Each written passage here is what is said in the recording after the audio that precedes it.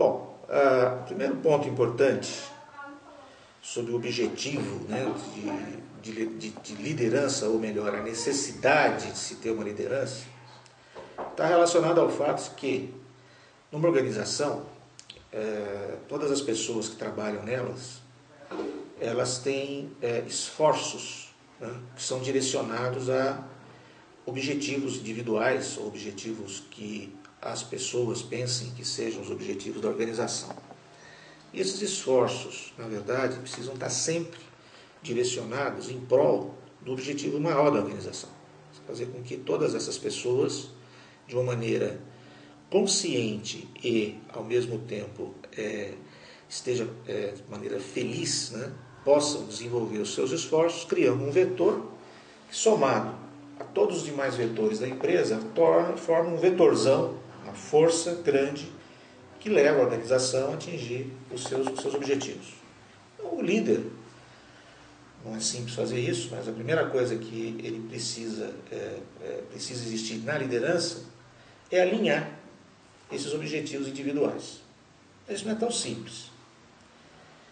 As pessoas, se têm objetivos pessoais, e esses objetivos são conflitantes com os objetivos da organização, elas não vão estar felizes, ou elas vão estar fazendo um esforço não exatamente na mesma direção. Portanto, o líder precisa que essas pessoas, antes de mais nada, elas possam perceber que os seus objetivos pessoais estariam sendo atingidos, se não totalmente, pelo menos em boa parte, quando estiverem executando as suas tarefas direcionadas ao objetivo dessa organização. Essas pessoas, elas precisam ter 3 vertentes importantes para elas estarem aptas a desenvolver esse trabalho, e o líder tem que se preocupar com as 3. A primeira, as pessoas precisam estar empoderadas, ou melhor, elas precisam estar colocadas nas suas funções com responsabilidades e autoridades equilibradas. Segunda, essas pessoas, mesmo que estejam bem colocadas, elas precisam estar capacitadas. Se não houver capacitação, mesmo que elas estejam com o poder, ela vai usar esse poder de uma maneira não competente.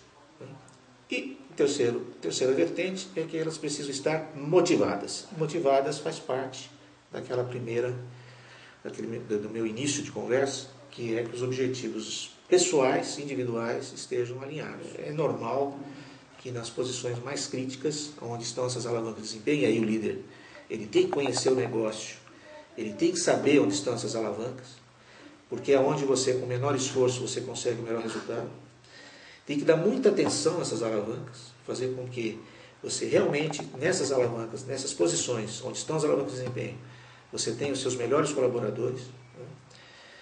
E, finalmente, vem a parte de motivação. Dá para motivar todo mundo ao mesmo tempo? Talvez não dê. Onde você tem que se preocupar com uma motivação? Onde estão as alavancas de desempenho? Onde estão as pessoas que vão atuar nas alavancas de desempenho? Essas têm que estar extremamente motivadas. Se você está numa empresa, numa organização com falta de recursos, você precisa fazer corte de custos. Onde você vai cortar custos? Não corte onde estão as alavancas de desempenho, onde as pessoas que têm a necessidade de ser competentes, de estarem extremamente motivadas, estarem empoderadas para fazer o resultado acontecer. Ali você não deve mexer.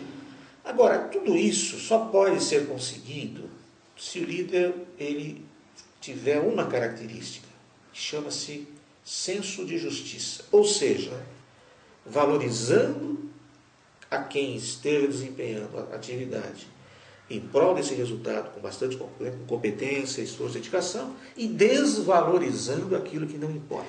É muito comum, né, em organizações onde a liderança é fraca, haver a justificativa de que os fins justificam os meios. Não, um bom líder, ele não é aquele que acredita nessa tese. Ele acredita que não também que os meios justifiquem os fins, né?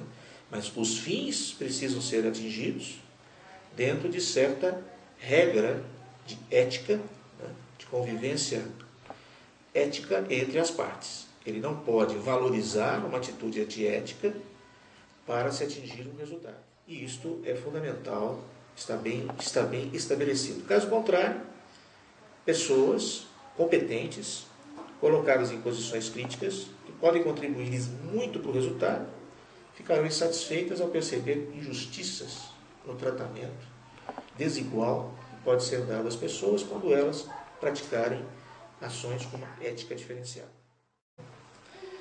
Tudo isto não deve ficar à parte do que se chama de uma boa estratégia.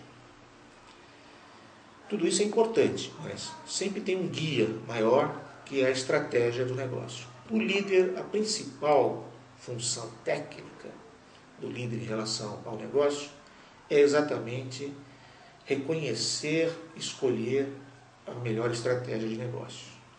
Porque se a estratégia estiver muito errada, você pode ser um tremendo líder, a equipe está tremendamente motivada para estar tudo bonitinho, mas você vai remar todo mundo para o lado errado e o resultado não vai ser bom. Então, olhando de cima para baixo, estratégia, colocar a estratégia em ação e pessoas.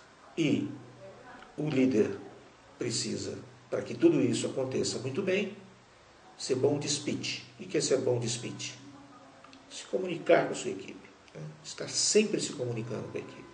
Estar sempre dando feedbacks naquilo que esteja acontecendo, de positivo ou de negativo, nas ações que estão sendo realizadas pela empresa.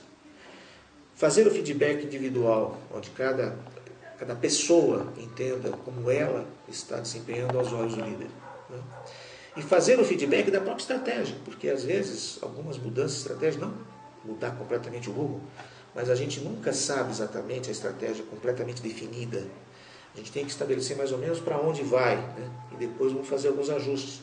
E o feedback em relação a isso também precisa ser passado constantemente para a sua equipe. Então o líder, ele nada mais é do que um grande comunicador, ele nada mais é do que quem consegue escolher muito bem a estratégia, quem sabe transformar essa estratégia em ação e quem sabe fazer com que as pessoas da sua equipe estejam empoderadas, estejam capacitadas e estejam motivadas.